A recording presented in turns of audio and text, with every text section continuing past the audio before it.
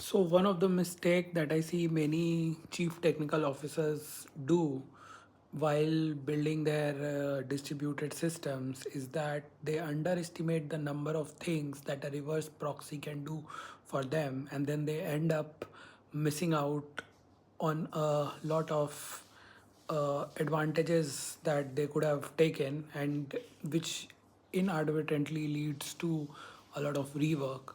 So few of the examples that I can think of right now is that reverse proxy can basically act as your load balancer, which is a very common one.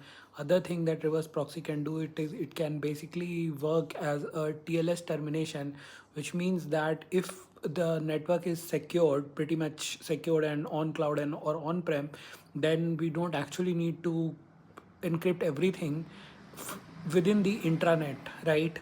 Because that will consume a lot of bandwidth, a lot of CPU power, processing power, just to encrypt and decrypt. So within the same network, if all the outside calls are encrypted, the inside calls can be unencrypted. So TLS termination can be taken care by the reverse proxy, which a lot of CTOs miss out on.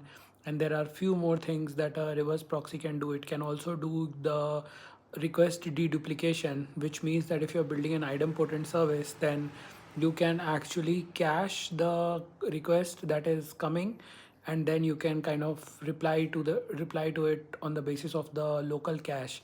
And few of the other things that a reverse proxy can do is that a lot of reverse proxy comes with built-in mechanisms to solve the thundering herd problem, which means that if somebody is trying to do a DDoS attack on you, or even if it's not a DDoS attack, but you do need to solve for the noisy neighbor problem, wherein you need to drop few of the requests to keep rest of your services alive, then that task can be done with reverse proxy on a very high level, which means that won't be very customizable, but it will give you some simple thing that you can actually implement, right? And if that use case becomes more and more complex with time, you can think about how you can implement it or even decouple it from reverse proxy. But it really gives you a good kind of a starter kit to be able to do that, right? So there are a number of things that a reverse proxy can do, which I don't believe users are, or rather the chief technical officers at a lot of big tech companies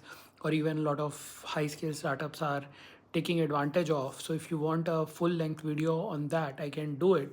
It's just the tip of iceberg that I've shared. Do drop a comment if you want that. Thanks.